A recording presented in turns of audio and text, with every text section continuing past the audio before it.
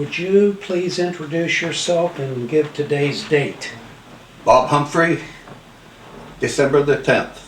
All right. And Bob, could you tell us please about your youth scouting career? You can talk in terms of your troop and the activities that you did, and what troop number and where you were, camps you attended. Okay, I was born and raised in Lonaconee, home of Lefty Grove, so we get that across. Our troop was first established by a gentleman who was really, I guess, enthusiastic about the fact that he had the opportunity to have training, early training with the scoutings. And so he decided that he was going to organize the first troop in Lonaconee. Where's Lonaconee? Lonaconee is in western Maryland, southwest of Cumberland, Maryland, way back in the mountains, close to West Virginia, or as close to Garrett County as you can get at that time. This young man came out of World War II at the time, and this was back in 1948, I guess, is when we first got our troop organized. And lo and behold, we didn't have any equipment or anything. So you know that the Second World War, they were trying to get rid of supplies and all that. So we ended up with a lot of the tents, the shovels, and everything else that the men used during that time. And so he organized the troop, and it was Troop 26, it was called, and it was the first troop in our area at the time. So we grew from, I think it was about 12 boys that he first contacted, and I as one was one of the 12. And I think we grew to about at least 30 or 40 young men at that time. And he was a man who really was enthusiastic about the fact of working with young boys. And I don't know as to whether or not he, in his turn, maybe took a liking to me or what, but a lot of times all the activities dwelled around me. And this, I guess, gave me at that time the opportunity to be a leader within our troop. And when I turned 16, he couldn't go to summer camp this one year. So he said to me that, would you take the 12 boys to camp? We know at today's age that we wouldn't do something like that, or we wouldn't take camping. And so I took upon the responsibility of going to camp and taking the 12 boys. We had an excellent camp that time. That was Camp Potomac. I don't know whether you're familiar with Camp Potomac in western Maryland. It's an excellent camp. And now I think is under the guidance of the National Guard. They're evidently taking over it and running it for the Boy Scouts. But that was, I had many opportunities of going to Camp Potomac, but yet this was the first time that I had the privilege of leading the boys and working with adults at the same time when they got together in their council meetings. So that and again was a real good experience for me. But then also the other things we did was, western Maryland is full of state parks. So we camped and did primitive camping, even talked about that at that time. And this leader, he was, as I said, a very energetic young man, so at the time. But we also, the other thing that I had the opportunity to do by coming out of that camp, I did get my eagle. There was 3 of us, and we were the first young boys to get our eagles. There was three boys in this troop. But somehow I ended up one night at a council meeting of the district, and because we were trying to convey getting more boys interested in going on a trip to Washington, D.C. And they had a lot of activities involved. but they were looking for an Eagle Scout at that time to put the wreath on the tomb of the unknown soldier.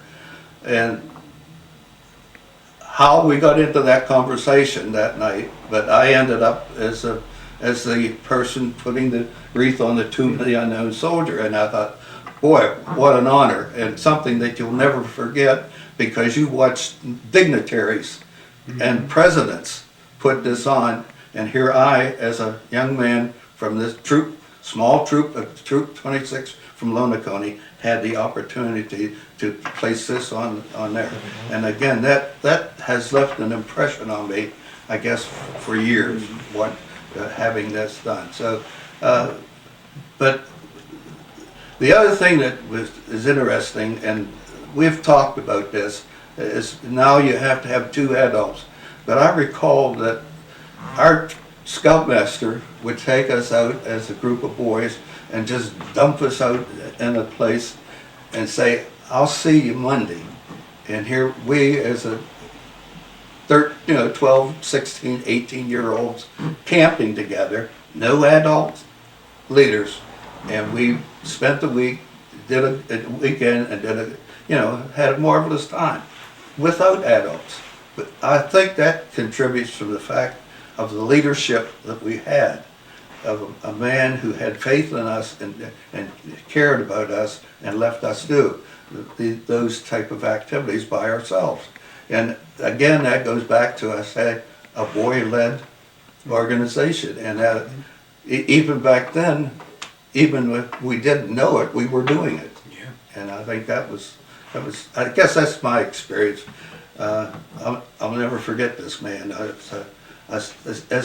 Someone asked me one time, who was your mentor? And I said, I had 3 of them. That was my father, who always taught me about the outdoors. He was a hunter who really, he would spend every minute of his life in the outdoors. And then my coach, for doing in the sports I was involved in. And then my scoutmaster was a mentor, and he gave me all kinds of activities and learning experience, other than being in scouts also. So. Well, I can see you certainly admire your scoutmaster, and obviously you learned leadership skills through the troop. How would you sum up what you got out of scouting as a youth? Well, I guess what we learned with the youth was the fact that we were introduced to the Scout laws. And when you think of each and every one of those Scout laws, if we all were to follow those, we wouldn't have any problems in this world today if everyone just followed the Scout laws. And I think that this gentleman impressed us and worked with us and to get, and I think that's what I have taken out of is my life has been around. Let's follow those laws, and they haven't got me in trouble yet. Let's talk about your adult scouting career. How did you transition from a youth into the adult program, and what awards and recognitions did you earn along the way in your adult program? Well, I guess it was by accident that I got involved. We joined the Calvary United Methodist Church, and they were looking for a coordinator between the Cub Scouts and the church and the council. And so, for some reason or other, the word always gets out that if when in scouting someone is looking for a scouter, they look for someone who was involved in the past. And so that's where I got my start, was as a coordinator of Cub Scouts. And then when my oldest boy was able to turn 10 or 9, whatever it is, for Cub Scouts, again, the leader of the of the group or ask, always on an application, who was involved in Scout, what was your rank and everything, and right away they saw this man saw that I was an Eagle, so therefore, let's get him into the scouting program in Walkersville, and so my wife became the den leader, and I assisted her, and then when the boys went over to Weeblos, and I went over to Weeblos with them. And then again, when they went from Weeblos to the scouting, I went over to the troop as assistant scoutmaster. And for some reason or other, our troop in Walkersville had a scoutmaster a year. And so they asked me to follow in and take over. And I stayed for 15 years as either a scoutmaster or assistant scoutmaster. So we got some longevity into the program and some consistency. And as we went through, we were able to, by the time my years were up, we've had 25 Eagles, which is not the total program, but that would show some growth in our troop and some consistency within the troop. And one of the questions I asked all the time now, when they appear before the review board, what number are you? And they look at me and as to what. But the troop 1070 has grown from the time when I first entered in, where they had only 2 Eagle Scouts, until today there's about 125 boys that have gotten Eagles out of Troop 1070. So somewhere along the line we got a good base in the program started. Well, that troop's still active, as I remember. Yeah, we're active, yeah, and so that in itself that tells that we got a good base for them to start, and now they're going, and it's a good troop. At least I'm prejudiced. I understand. Talk about your awards and recognitions then with your adult scouting career. Well, with the gotten the I can't remember some of the awards we have, but as well, we've had I can see District Award of Merit, not. the Ward of Merit, not, and then the Silver Beaver, and just some attendance at the Scout, the Scoutmasters training camps. We've had that, which that was an excellent experience for you as an adult, because there we learned how to work with the young men and keep the program going. And the Scoutmaster training was a good. Well, I can see also you continued with Wood Badge. Yes, I have Wood Badge. Yeah, that in itself was an experience in itself to me. It was more or less like a training for being in the industry of some type, because it really was the in-depth and it showed the scouting. What, if we're going, what lessons were you still learning as an adult as a result of participating in the Scout program, still growing as a person? Oh, I think at all times you're always growing, and I think between the Wood Badge and the Scoutmasters training that this county finally got to, it helped all the time to find out how to organize and how other troops were organizing their troops, because it was always a headache as to keeping track of advancement in the troops, and you learned that from many of the groups that we had. Two final questions for you.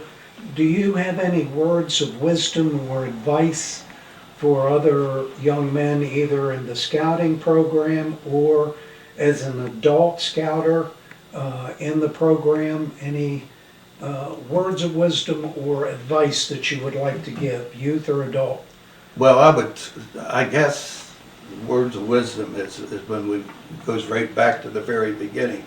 But the scout laws, we need to emphasize that more and more, and particularly in this day and age, that we need to really emphasize this with the young men. And I think if, again, as I said, if we all could follow those rules, the laws, we would have a much better world to live in. Right, sir. Yeah, I have two more questions. Sure. Now, Bob, you're currently on the district board of review for Eagles. Yes, I am. And how long have you been doing that? I've been doing that for 30 years. Okay, wow. And you were doing it with Fred's brother for a Yeah, I was number of doing it years. with Fred, yeah, Mm-hmm. yeah. And professionally, what are you? I'm a retired administrator from the Frederick County Board of Education. I was an elementary principal for 38 years. And again, we had the opportunity to work with a lot of young people in Frederick. And Were you out in the Walkersville no, area? I served, the last school I served in was Urbana Elementary School. Okay. Prior to that, I was in 5 other schools. In fact, I started out in a 3-room schoolhouse in Frederick yeah, County in really? Jefferson, yeah. That was an experience in itself, just teaching, 4th, 5th, and 6th grade, and also being, I guess you called it, the caretaker of the building. Because when I'd walk in in the morning, the custodian would walk out, so we had all those duties then during that time. Well, Bob, a final question for you. How do you wish to be remembered as a scouter in Frederick County? Well, I guess I would like to be remembered that I contributed to the growth of many, many boys.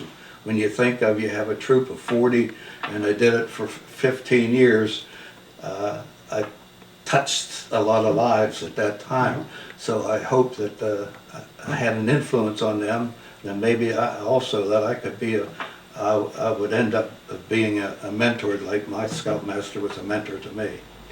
Bob, thank you very much for participating in the oral history program, Okay. Scouting in Frederick County. Thank you. Yeah.